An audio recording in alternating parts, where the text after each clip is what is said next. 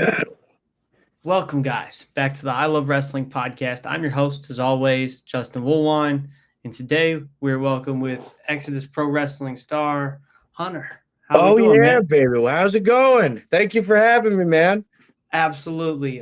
Shout out to friend of the channel, Talboy, making these things happen. Oh Sending out yeah. yeah, he's the best. All the love in the world, all the love in the world to Towel Boy B. We love you. All the best to you, man. Much love to you. Love you, baby.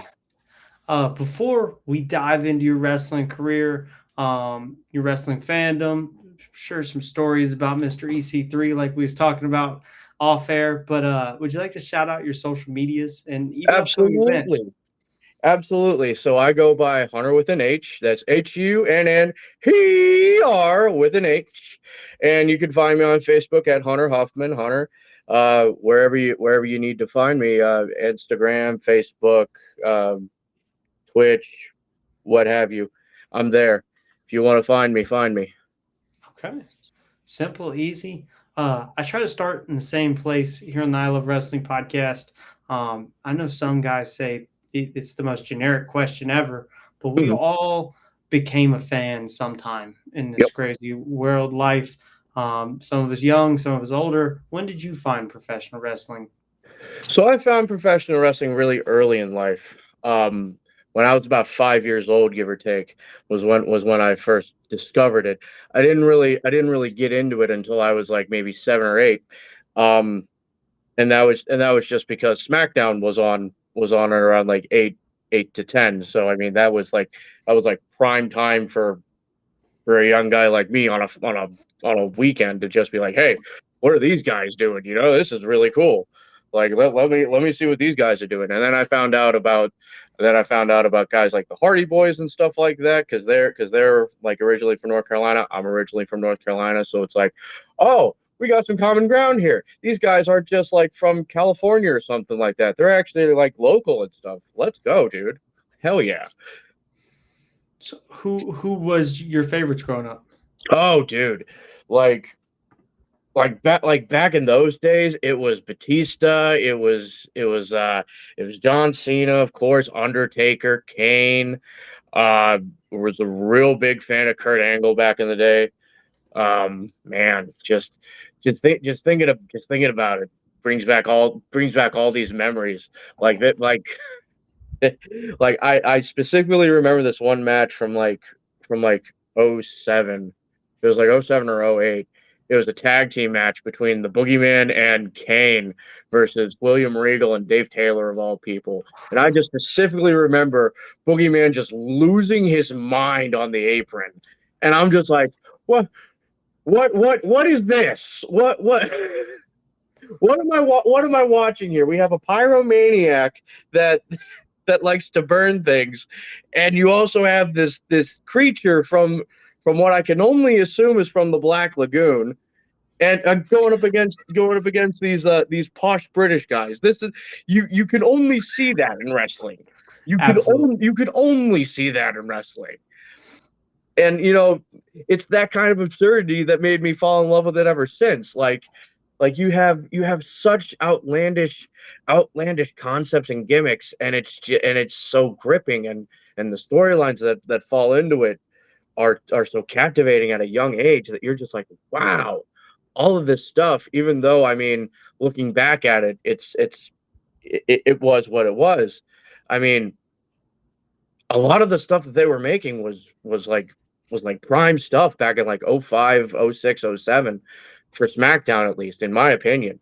Like I never got a chance to like see the live Raw airings because that was where like there was like weekday episodes and school and stuff. But Fridays, Thursdays and Fridays, oh dude, I was in there. Like TNA on a Thursday, SmackDown on a Friday, no complaints.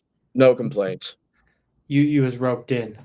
Oh, So oh, I was roped. Like roped is an understatement. I was in it to win it with those guys. Like the first time I ever saw TNA like was when I first saw Abyss, and that guy scared the hell out of me. Like Like I saw, like I even had the chance, I even had the opportunity, like the absolute privilege to meet Father James Mitchell a few months ago, and I was just fawning over him. Like I was going into detail about shit that he had completely forgot about.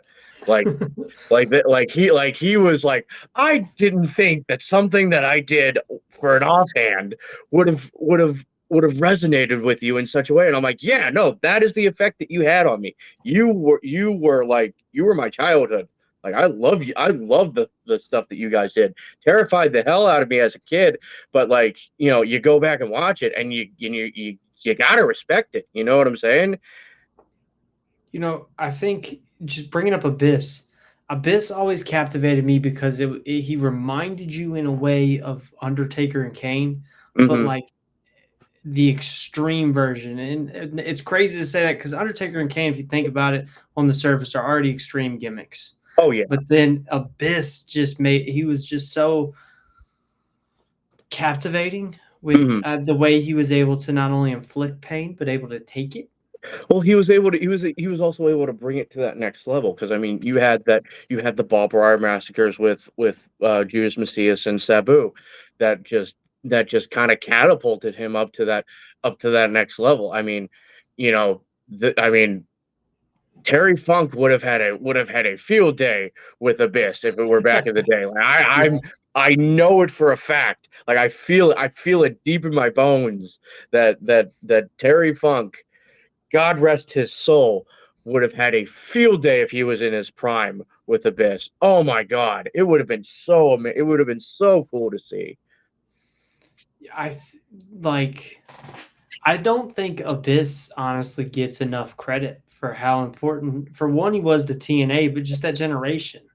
Like, Oh, because oh, at without that a point, doubt. everybody thought like in the mid 2000s, it was kind of like that extreme or edgier style of wrestling was over with, and Abyss was like, no, it's not. We're just getting started, Oh yeah, dude. and really honed it in on a national like basis, like because there was still CZW Mhm. and companies like that on the independents, but you had Abyss doing those things on national TV, slamming people in glass and tacks, and Janice might be the most intimidating weapon I've ever heard. With the most polite name ever. Oh my God, yeah, no, the sick and twisted things that came out of TNA, during that period of time, just between like '07 to 12, around that time. Yeah. That's when I think like the absolute peak of it was, because I mean, you had Abyss, you had Judas Messias, you had Relic, you had Black Rain. I'm a huge sucker for Black Rain. Dustin Rhodes doesn't get half of the credit that he gets for that Black Rain character. I know he hated the gimmick, but I It absolutely was was so captive. interesting. Oh yeah, no. Just the whole schizoid gimmick that he was doing was just so it was so refreshing to see, because like you're delving into that psyche of a man that has done a lot of things that have been questionable in the WWE, but now he's actually tapping into a darker side of that, and it's just like, oh, I like this. Give me more of like putting people in a bag and then throwing a rat in there. Like that's I love that so much. It was scary, but I loved it so much. it it reminded me of like at the in the later end of the 90s, right before Gold Dust went back to WCW when he was doing Mhm. the artist formerly known as Gold Dust character with Yeah, Luna yeah. Vachon. Mhm. Black Rain reminded me of that, but a more serious version. Yeah, yeah, like a more darker side to that. Yes, and I loved it Yeah. because like that version of Goldust wasn't bad. Did they make him wear some outlandish things and do some outlandish things? Oh, Sure, certainly, but certainly. he owned it and made Mhm. it. He made it good. He made chicken salad out of chicken shit, as some Yeah, people might say. most Uh, certainly, yeah. who else from that mid 2000s range do you think is underrated that doesn't get enough credit? Oh man. Okay. So I, I want to say Paul London and Brian Kendrick, because like Yes. those guys back in SmackDown when they were the tag team champions.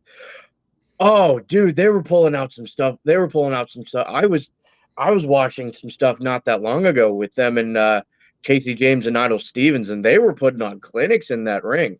Like all the praise in the world to Aaron Stevens. He's a great dude, but he was putting in work even back then, and even then his work then was great. Like Absolutely. you think the intellectual savior of the masses was good. He was putting on clinics with Kendrick and London back in the heyday of SmackDown. Like he was like one of their main rivals with him and Casey James and Michelle McCool.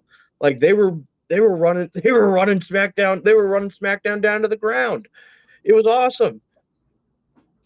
I don't think Kendrick and London get brought up enough in the great tag teams spotlight. Because if you Mhm. think about it, in a lot of ways, they were like the WWE's answer to the Machine Guns before the Yeah. Machine Guns even started, like Hmm. before they were together. That's what London and Kendrick were doing the same thing with their own spin on it, but on SmackDown. And then right after that, we got the Machine Guns, Oh and yeah. so it's like London and Kendrick laid the road, and so guys like Saban and Shelley could drive on it. Yeah, they were kind of like the foil for that starting out because I mean just the high flying things and the technical stuff that they were doing in there was just mind boggling to me as a kid and watching it back on tape. It's easy to see how they made their way up the way that they did because I mean it was so captivating to watch. Just all the technical because Paul London does not get the credit he deserves for being the technical wizard that he is. And I firmly believe that. Him and Brian Kendrick both. Like I absolutely love their technical wrestling. It's a beautiful thing to watch. And just speaking of Kendrick, I've had the fortune to have him on the podcast, Mm, and just being able to talk to him about even really like honing in on the more technical side of his mhm, abilities in the latter part of his career is something that, I mean, as a fan I've been able to enjoy, and as a human being you can tell he's been able to enjoy, because mhm. it's so much it's so different compared to what he was doing in the beginning part, and it's also something that has longevity, because Yeah, you can do a more technical mat based wrestling style for longer than you can diving off things, if that yeah. makes sense. Yeah. Oh, it does. I mean, and in my opinion, I don't think that technical wrestling gets the credit that it deserves sometimes, because I mean, you have people like Timothy Thatcher, you have people like dare I say Daniel McCabe, like putting in the work and putting on barn burners that just leave you in awe. Like I don't know if you've seen I don't know if you've heard of 3-2-1 Battle at all, but No. oh, okay. They're a they're a they're a former promotion based out of the Pacific Northwest, Seattle, Washington, more specifically. Um, and um, there's this independent wrestler former independent wrestler by the name of Daniel McCabe, and he had a three match series with Tim Thatcher, and by God, you want to talk about a technical classic? Like those guys knew what they were doing and they knew how to capture an audience with the technical wrestling that they were doing, and I don't think yeah, well, thinking back on it, I don't think that there was any like quote unquote dives that went on during that match. It was just all ground pound technical. technical wrestling, and it's something that I go back to frequently to just watch and kind of absorb and see what I can get out of. Because I mean, the technical wrestlers, they do some pretty wicked stuff. I'm gonna have to go search that out and check it out for sure. Yeah, so it's Wet Hot Seattle Summer, 1, 2, and 3. Okay. Um, for all three of those matches, and all three of them go up in time. So it's like one is like 20 minutes, another's like 30, and then another's I think goes to like 45. Okay. So they were telling some really good stories in those matches, and I'm not going to spoil anything because I don't believe in spoilers or anything, but the matches are a perfect example of modern technical wrestling at its finest, at least in my opinion. Okay. But before we move on, I'm gonna do a little segment with you. Something. Okay. My little brother's big on the channel. We do live streams. We call him Nasty Nate. Okay. He's quite the fan of yours. He's seen you a couple times at Exodus. Okay. But he on the live streams, he's always asking us our starting five. Meaning like just it's kind of like the Mount Rushmore question, but we Okay. pick five things that we favoritize. So I've put my own spin on it. Hmm. Let's say you were a coach. Okay, Okay. you're the coach. You have to pick five people to start on your team. Who would they be? And like going into this, you can think of it as like you're picking a basketball team or a war games, something along that. You know, you got five people. They got to work together. Who you picking? Okay. Um, so a lot of these people are probably going to be dead. I'm not going to lie to you. I'm not going That's to lie fair. to you. A lot of these people are probably going to be dead. Um, First and foremost, we have to get Dusty. Okay. We have to grab Dusty. I'm a huge sucker for Dusty Rhodes. Um, and he brings the promo, he brings the power, he brings the soul. You know what I'm saying? He brings the soul of the team, baby. Yeah. Second, just because I can and because he's family, Booker T. Oh, I like it. Because little tidbit there. Me and Booker T actually share the same last name, so technically speaking, we're kin. Okay. So Technically, he's a distant relative. very very distant relative, but we share the same last name and the same coat of arms, so he's family. Got you. Got you. So he's family. Three, um, EC3, Okay. You EC3. got great minds so far. Gotta keep my loyalties where they lie. Um, EC3 is definitely one of them. Um, mm, let's see, number four. We'll keep it. We'll bring it back to the. We're gonna bring it back to the dead here, and I'm gonna have to say Andre. Okay. I'm gonna have to say Andre. And then number five.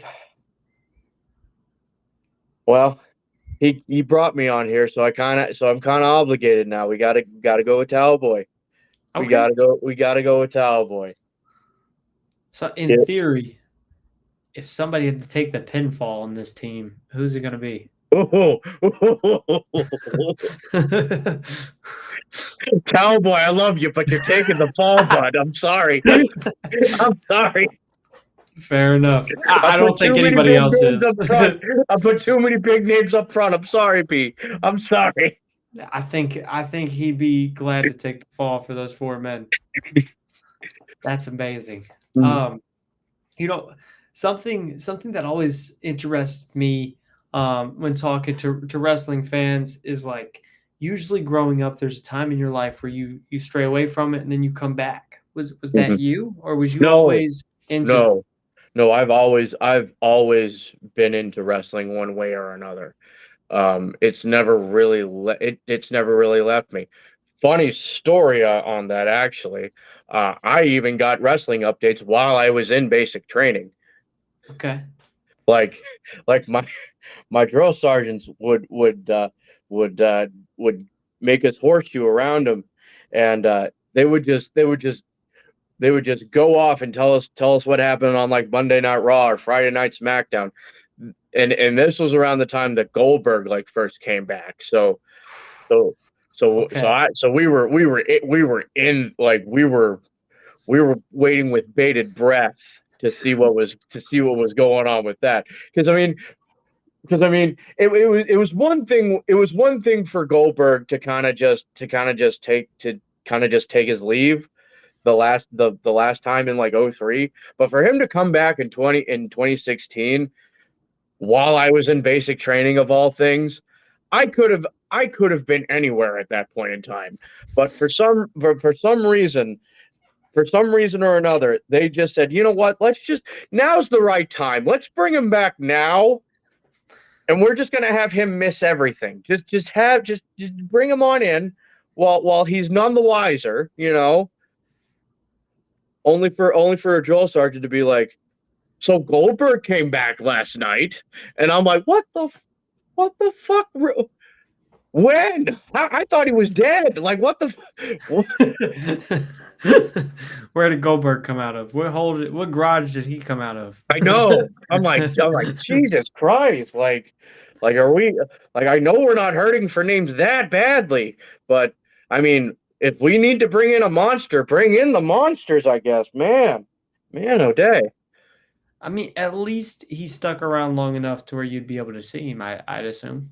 Oh yeah, yeah. I mean, I got to watch it back once I got out of basic training and everything. But but like just for that point in time, uh, I didn't know what was going on. So I was kind of in the dark on I was kind of in the dark on everything except for what the drill sergeants were telling me. So I mean, watching all of that back, it's kind of like, okay, this is a good storyline. I like where they're going with this. Beat Brock Lesnar in 45 seconds. Let's go. I'm here for that. So, going off the basic training thing, Hmm. what made you decide that you wanted to jump into the military? Whew, okay, so here's the story on that. Uh, so so when when I first turned 18 years old, my father walked into my room and he said, "Happy birthday, son. Guess where you're going after you graduate high school?" And apparently college wasn't the right answer for that, as I then found myself sitting across from a recruiter. So, so I signed my soul away for 4 years, and I went up to MEPS. I did all the paperwork and everything. Signed my name, raised my hand, and next thing I knew, I was on a bus. I was on a bus off to uh, Atlanta, Georgia, for to go to Fort Benning, to where I would spend the next 16. No, it was 8 weeks, 8 to 12 weeks at Fort Benning for my basic training. Okay. And then what was the rest of your tenure look like while you was in the military? Well, it was a litany of things. I got to go to a lot of different and cool places. South Korea being one of them, Japan being one of those places. Uh, something that I didn't realize up until I was a little bit more inland, was that South Korea has a really big professional wrestling scene over there. Like Okay. that really surprised me. So, like, what went into the decision not to sign up again? Um, so so there was a lot of personal things that went on while I was in the military, which ultimately led me to wanting to pursue a career in wrestling. Okay. Um, so I mean, while I was still in the military was when I actually started my training Hmm. for wrestling. I found the 321 Battle Academy back in 2019. Shout out to them. Uh, my my absolute love and respect goes to everybody at at 321, and my family there. Again, it unfortunately closed down in 2020, so it's no longer a thing anymore. But it's not to say that we didn't make something special. And I say, and I'm going to say this with every podcast that I'm on. The people at 321 Battle did something special, and if you've never seen 321 Battle, I would highly recommend that you go and watch their stuff. And it's all on YouTube, so you can go and watch it at your leisure. Okay. So how did you go about finding them to start training? So it was just as simple as a Google search. Okay. It was just as simple as a Google search. I looked up pro wrestling school. I saw the very first one that popped up was Evolve Fitness up in Seattle, and I they had their pro wrestling training there, and they had their shows there too. So they had the shows at the gym, which was really really cool because it gave it like that kind of underground type of feel, which was just such an amazing concept. It was so cool. We made it. The guys there brought in a lot of different names and a lot of different like big names too, like Jeff Cobb, Tim Thatcher, Effie was there. Um, I know Bob Evans was there. Bob Evans was there too. Him and his tag team partner with Tough Guy Inc. They went up against the Hall sisters. Um, yeah, but yeah, no, those guys made magic, and I was just grateful to help out and be a part and just be a part of it, be along for the ride. So after they close their doors, how do you figure out what's next for you or where to continue training? Like what's going through your mind when you hear that news? I was devastated, man. I remember just bawling my eyes out, knowing that they were going out of business because, 321 Battle came in a time where I was, dare I say it, I was at my lowest. I had just recently lost my father, and I was trying to find any way that I possibly could to kind of just not forget about it, but kind of just push it to the side so that I could just live, you know. But pro wrestling saving my life again. They it came to me. It came to me. You know what? Why don't I just, in honor of my father, why don't I do this? And you know, when 321 Battle closed, it felt like I had lost my family all over again. And finding a different place to train. Thankfully, there were people within 321 Battle, specifically Drew Wayne, Pitfall Jones. He created SOS Wrestling, which is also in the Tacoma, Seattle area. And they more or less revived 321 Battle, but under a different banner. And they're doing a lot of good stuff out over there. So I trained with them at the very beginning, at the very beginning of their tenure there. But I kind of wanted to be closer to family, so I decided I made an executive decision to kind of move to Pennsylvania so that I could be closer to family. Is that when you joined KSWA? Yeah. Okay. So initially I had trained over at the facility. Shout outs to the facility in Johnstown, Pennsylvania. I went to Thundercade of all places in Johnstown, Pennsylvania. Um, and I had met the I had met I had met one of the trainers there, Freaky Doyle, and Freaky Doyle and Manchild. They are the Freak Show. Um, those were the guys that trained me over at the facility. But I had initially met them, and at that Thundercade event, and I just went as a fan. I wasn't thinking I was gonna get anything, or get anywhere. But ironically enough, I actually paid for the VIP meet and greet, and I actually got to meet some of the local, not local talent, but some of the bigger names like Ricardo Rodriguez, JTG, Gunner was there, and oh, who else was there? Rhett Titus, he was there as well. And then finally, I met Big Con, and and Connor from the Ascension.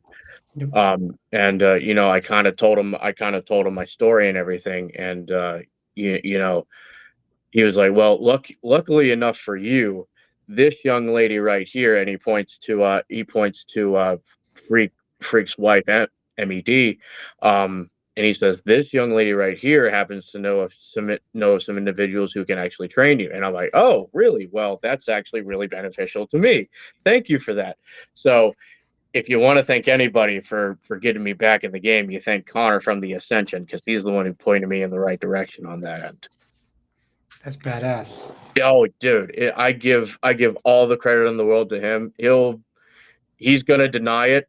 He's gonna deny that he's had any say or anything like that with the decision making. But he he gave me the foot in the door that I needed, and I give him all the props in the world for that, and I can't thank him enough. And he has my undying loyalty for that. But getting into KSWA, that was a little bit different, because I was still training with the facility at the time, and I didn't really make my debut with KSWA up until January 2 years ago. But that wasn't until I started. That was only after I helped out with some shows with them, and did some work, did some ref work, did some other stuff for them, to just be able to compete with them. And even then, I wasn't I wasn't halfway near expecting to get in there, because I was just cool with being in my lane as a referee. I was like, okay, I'm gonna go in here, I'm gonna referee whatever matches they need me to ref, and then we're gonna go home. It's gonna be a good night. Lou Martin comes up to me and he says, "Hey kid, you got your gear?" And I'm like, I always have my gear on me. I was like, okay. He's like, "Okay, cool. You're gonna be in the Rumble tonight." I'm like, okay. That's not what I was expecting tonight, but sure. Let's do this. I hope I don't die. What brought yourself and Tony Onyx together to form New Glory? So Tony and I had trained together. Okay. We were actually in the same training class together, and all the love in the world to Tony. He's one of my very, very good friends that I've made in this business. And he's like a little brother that is somehow, some way taller than me. I don't get it. I have to talk to his mom every single time I see her about it, because that's just not fair. Like, why are you gonna give him all the height and not me any? Like, come on, I know I'm 6 foot, but come on, give me an inch or two at least. Come on. I love it. What's funny about that, if you want me to be honest, is my middle brother is 6'5". Oh my God. I'm 5'6". And I'm like, you couldn't have gave me something. Just it gives have you seen Regular Show at all? Yeah, a little bit, yeah. So you know that episode with Rigby and Dawn, right? Maybe. Rigby's little brother, Dawn. I think so. And then Dawn like rolls up because they need an accountant for like an audit. And then Dawn just rolls up in this really nice red car, steps out, and he's just like 6'6", I think I know what you're built talking about. Yeah. built to built like a brick shit house. And you're just like, God damn, okay. And then Rigby's just like a regular sized raccoon, and you're just like, It he's doesn't make obviously the sense. big bro he's obviously the big brother, isn't he? No, Rigby was the Nope. big brother this entire time. Yep. What's funny about like my little brother, for instance, is he even looks like he could be older. Like he's got Oh, facial hair, poofy ass hair. mm-hmm. Like he is 19 and looks like he's 25, and Oh I'm my God. 25 and look like I'm 17. So it's funny and it's crazy, but it's definitely because he has a different mom, and Mm-hmm. it's 100% it. And there's no other explanation. Oh yeah. I don't get it.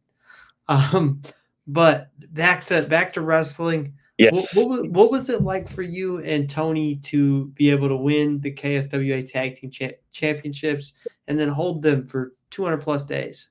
It was a different experience, especially so early in my career. I'm only 2 years in, and I kind of had it drilled into me from a very early onset that when you're first starting in this business, you're gonna do the job, whether you want to or not. You're gonna do the job, and that job can be whatever it might be. You're gonna win tonight. You're gonna have to lay down for somebody tonight. It ultimately it was ultimately something that I had to accept, because it didn't matter about the wins or the losses. It mattered about the matches that we had, and the moments that we made. And dare I say it, that winning the KSWA Tag Team Championships was a memory that I made that will always live in my mind, as something that I will treasure forever, because a lot of stuff happened while I was in the military, and for me to win that championship in the same fatigues that I gave so much up for, really kind of brought it full circle for me, especially being a part of a team, and kind of just bringing it all together with this wonderful group of people. I mean, I couldn't have asked for a better partner, and I couldn't have asked for better opponents that night. Like they brought the absolute best out of me, and I brought a hell of a fight to them. So I mean, it was very vindicating that night. It was very vindicating that night for me. I mean, I was able to look up at the sky, and it's one of those things where you're kind of just like, you know what, I'm exactly where I need to be. I am exactly where I need to be, and this is with me training with EC3. This is with me training with the facility. This is with me training with 321 Battle. This was for every this it was for all of that, and to vindicate that is something that I will never forget, and something that I will treasure for the rest of my days. I don't know if I'm going to. I don't know if there are more belts in my future, but that first one for me is something that I'm always going to remember, and I'm so glad that I got to win it with Tony, of all people.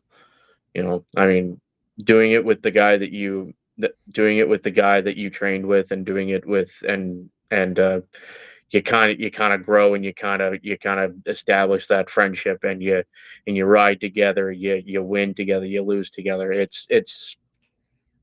There's something very sweet about being able to do it with your friends, and being able to do it with people that you genuinely care about.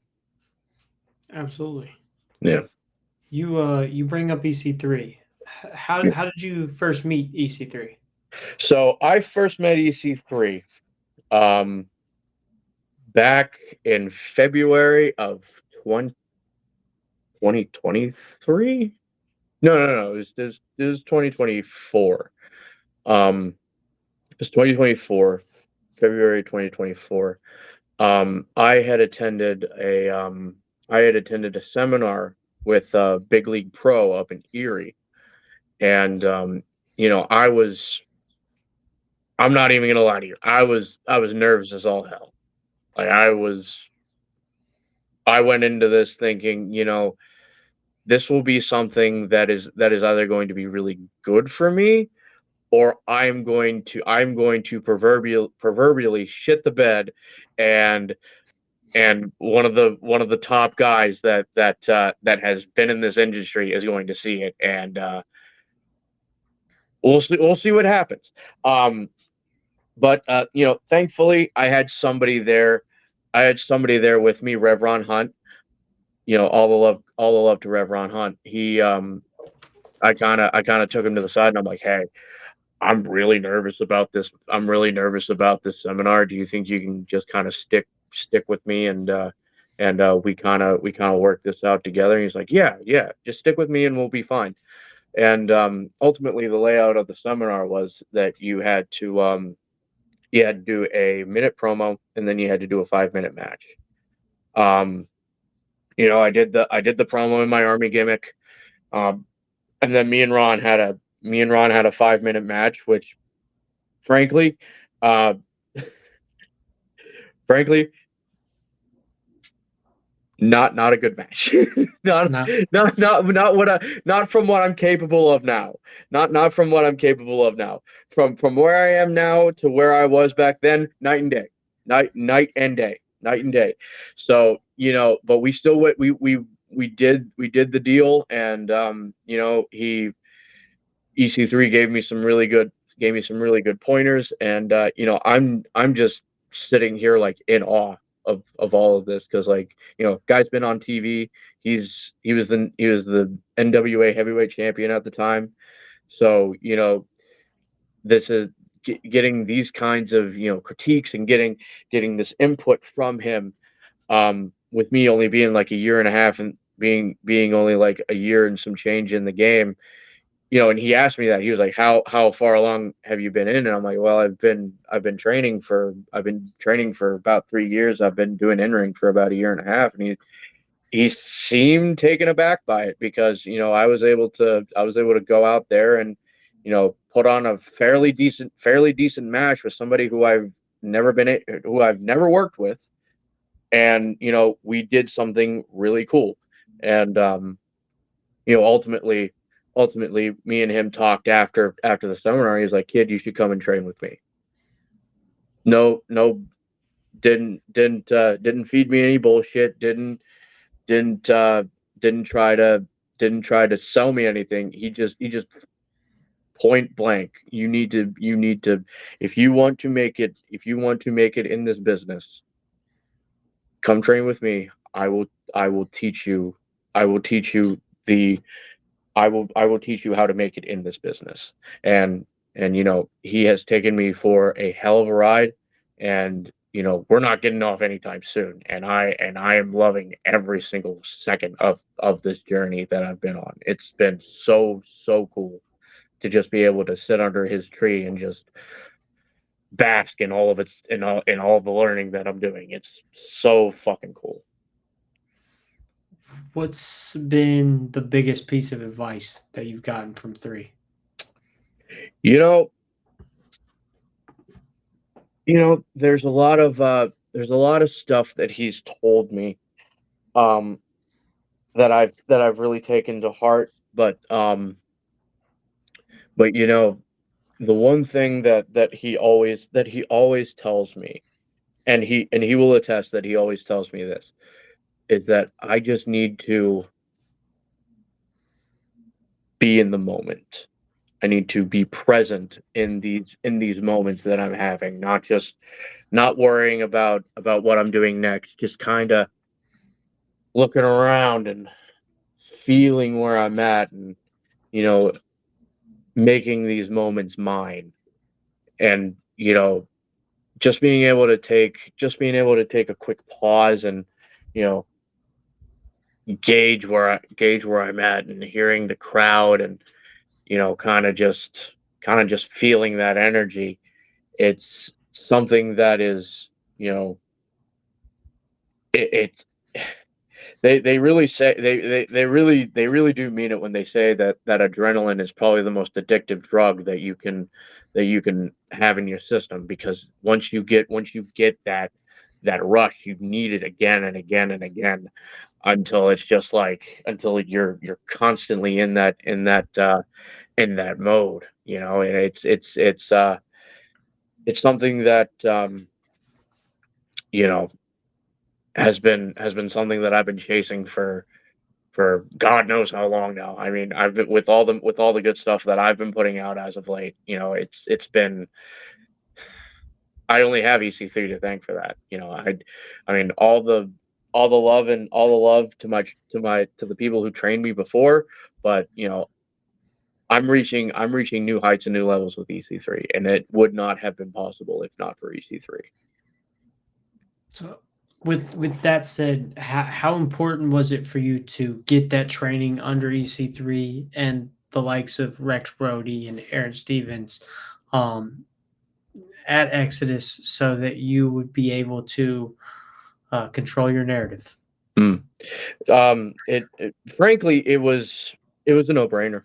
It was a no brainer for me. I saw this as frankly a next step forward for me, and and I have taken a leap and a bound rather than a step. You know, you mentioned training with Rex Brody and Aaron Stevens. Um, I don't care what anybody says. Rex Brody will blow you the fuck up, and you will thank him for it afterwards. And I mean that with all sincerity. He has the he will work you to the bone, and then he will tell you to go drink water once those bones are showing. I love it. It is in the best way possible, because you know you're working hard, you're building that cardio up, you're kind of feeling where you're at, where you're in those moments. And you know that's where, you know, Mr. Stevens comes in as well, you know, because he knows better than anybody that you need to seize those moments, and using your creative mind to make those moments bigger, make those seconds pop. You know, there was a there was a there was a preface that we did. I want to say in December timeframe. Um, Aaron Stevens wanted us to do some promos. So naturally, um, I go in there and I explain my gimmick, and he's like, "All right, so here's what I'm envisioning. Say the most outlandish shit that you possibly can, and we'll roll with that." So I get ready, and I'm like, "Okay, what is the most weirdest thing that I can think of?" And then next thing I know, I hear action, and I'm like, "All right, now which one of you motherfuckers told Billy Corgan I fucked my sister? Because you're wrong. It was my cousin." Cut. The look on his face, the look on Aaron Stevens' face when I uttered those words. I've never seen a man more perturbed but interested in his entire life.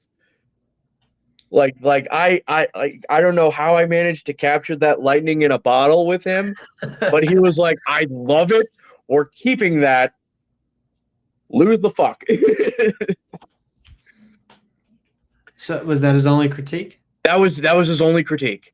That was his only critique, and you know we've been kind of molding it from there, and you know the gimmick itself was a whim, frankly. Okay. We can get into that. We can get into that later. But the whole gimmick that I'm working now, it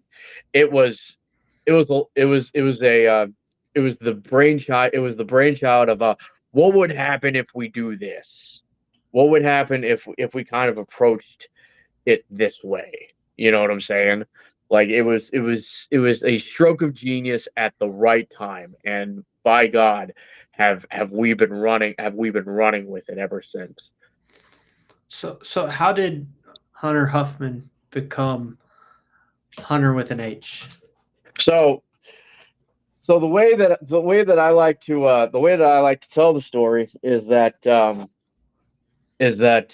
Hunter Huffman, he had gotten really weary of the world, and he had to go away for he had to go into he had to go on leave for a little while. While he was on leave, he got really drunk one night, and then just out of nowhere he starts tripping real badly. And for some reason, while he's tripping, he's thinking of Stan Hansen, and Stan Hansen just comes out of nowhere and just lariats the hell out of him and says, "Son, what the hell do you think you're doing? You need to be going out there and you need to be fighting. You need to go fight for these people and show them that you have the strongest lariat in this damn business, or you have no business being in said business. You understand me?" So so ultimately it leads to me becoming me. But that's the gimmick side of it. That's the gimmick side. If we want shoot, EC3 pulls me to the side and he says, I wanna try something with you. I want to have you ever seen Cops? Yeah, Like early like the TV show. early 95 Cops, Okay. in the deep rural southern areas of like Alabama and Arkansas. Yeah, yeah, He's like, yeah. I want you to watch one of those episodes, and I want you to see what you can get from that, and then come to training. I'll give you bonus points if you come in gimmick. So me naturally, I want to get bonus points. So so I find these jeans, and I just cut the legs off. Just cut the legs off. I find a flannel, cut the sleeves off, use get my hat that I got from the my very first Exodus show, and I just become this this hillbilly hick that that thrives on and Waffle House, and fighting. And Okay. and you know, I walk into training that night or that day. I kick in the door and I'm like, "What's going on, you motherfuckers?" I hear EC3 off in the distance. I hear, "Hunter, get in here!" And I'm like, "Oh damn, I'm in trouble. Oh man, I'm in trouble. I said the wrong thing at the wrong time. I'm in trouble." So I walk in and he's like, "Kid, come in here. Talk to Vince Russo with me." And I'm like, "Excuse me? I have to talk to who now?" He's like, and wouldn't you know it, he's doing a podcast with Vince Russo. Okay. And I'm like, I'm about to talk to Vince Russo for the very first time here. This is not what I had in mind for the first time of me doing this gimmick. So I talked to Vince Russo. I talked to Vince Russo for a while, and you know, I do my training, and he's like, "I think we got something here. I really think we got something good going on here. Keep keep the get up. We're gonna see where we go from here." And ultimately, it kind of just evolved with you know, who I am as a person, and we made something just so so out there. I don't think that this gimmick has ever been done before. You know what I'm saying? I don't to my knowledge, I don't think that there's ever been a quote unquote gay redneck in professional wrestling No, ever. I don't think so. What was Russo's reaction? Russo, oh my God, Russo, he was falling in love with it, dude. Like He's like, he looks like James Storm, but like 15 beers in. And I'm like, you know what? I'll take that. I That's will good. for what that is coming from Vince Russo, I will take that. I will take that. And say what you want about the guy, say what you want about Vince Russo. I think he's a cool dude. I think he's a really cool dude. So, at least with the conversation that I had with him. I've only met him one time, but from first impressions, I think he's a cool dude. I can say he's somebody that I'd like to have a conversation with. Oh, certainly. Like he's definitely the conversationalist, and he will get into it with you if you really like get into it with him. Well, I think what really stemmed it is before I did my podcast with EC3, Mhm. I watched a lot of him and Russo, Yeah, and I yeah. watched their chemistry, and like you said, I don't really care what other people think of Russo. Like he's Mhm. done a lot for the business, Yeah. so like he's just one of those minds that he thinks outside the box, and Oh, yeah. Yeah. I wanna figure out what's going on in there, if that makes sense. Yeah, you kind of have to. I mean, the people will say what they want to say. I know a lot of people treat Jim Cornette's words as gospel, and I get it. Corny has a mind for the business like no other, and I have all the respect in the world for him. But come on, dude. Come on, dude. Pissing on a guy's grave. Does it really have to go that A deep? little far. I mean, don't get me wrong. This is coming from the same guy. This is coming from the same guy who at every hour at the top of the hour says "fuck Brian Idol" with fervor. So, Okay, I get it. hmm so So I get it. I get where he's coming from. 2 questions left. Okay. I'm gonna ask, why fuck Brian Idol? Okay. Well, so Since you brought it up. well, so there's an interesting story with that. So me and Talboy, we went up to a little NWA taping up there and up in New York, and wouldn't you know it, we wanted to help naturally. So I mean, get our foot in the door any way that we possibly could. Um, so we meet up with E, we meet up with the head of sales over there, and she showed us to where we were going to be working, and she illicitly told us, don't give anybody free stuff. Don't like don't give anything free to nobody. Like that's just our rule that we have, and that's like if there's any rule that needs to be followed to a T, it's this one. And we're like, all right, cool. We'll do what you say. So Brian, so we're doing our thing. We're working our work, and things are going off without a hitch. And then wouldn't you know it,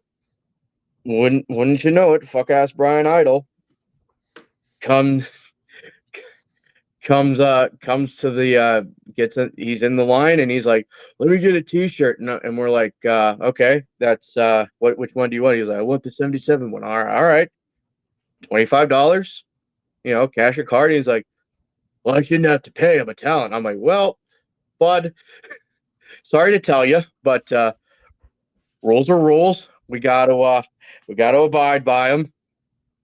$25, or if you want, you can come after the show, and if you come out of the show, we can give you a 50% discount. Try and get some try and at least you know soothe tensions.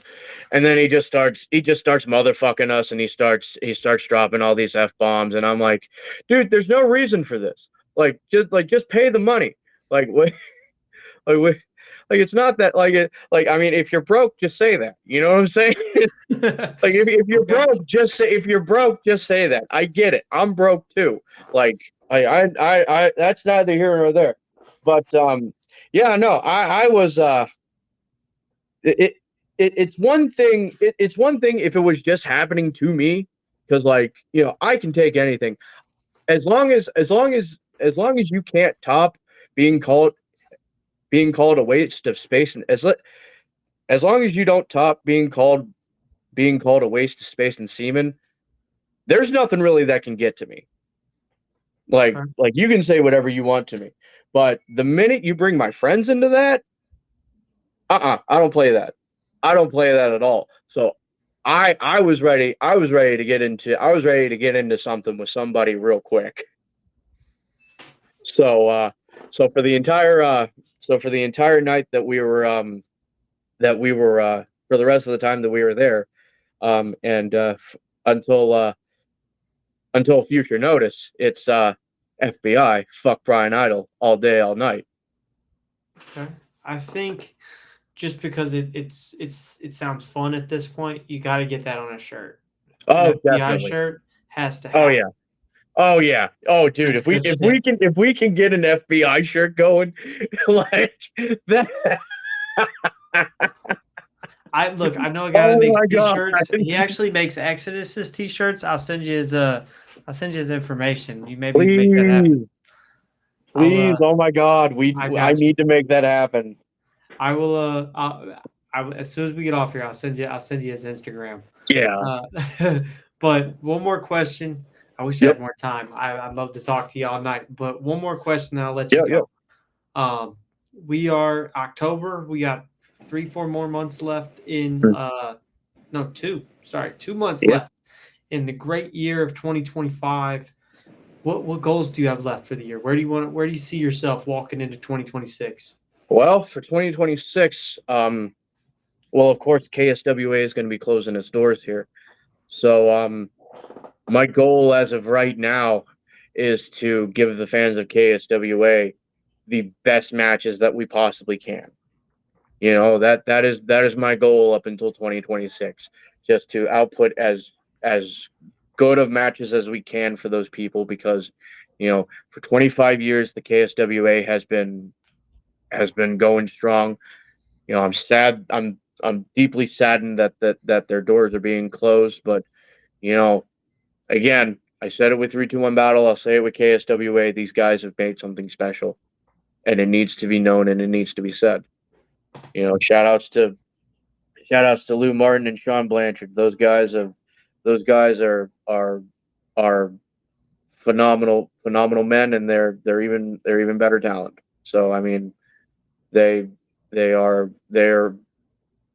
brought me in, and they brought me into the fold, and for that they have my unwavering loyalty, and that goes for everybody that has either seen something in me and given me a chance, or you know you know just helped me out when I was down. I like to, or at least I like to think of it that way. You know what I'm saying? Yes, sir. Hunter, I want to say thank you. This was a great show. Can't believe it's been an hour already. Oh, dude, time flies. If I didn't have another interview to record here in 10 Hmm. minutes, I'd keep you on all night. But I was double booked tonight. I'm gonna leave the door open. You ever want to come on for a part two? Oh, I'd like to dude, do it yeah, sooner yeah. rather than later. I need to come back. I love talking with you. This has been really fun. I've been really enjoying myself. Before we go, do you want to shout out them social medias one more time? Yep. Anywhere you can find me, that's going to be Hunner with an H, Hunner with an H. Hunter Huffman on Facebook.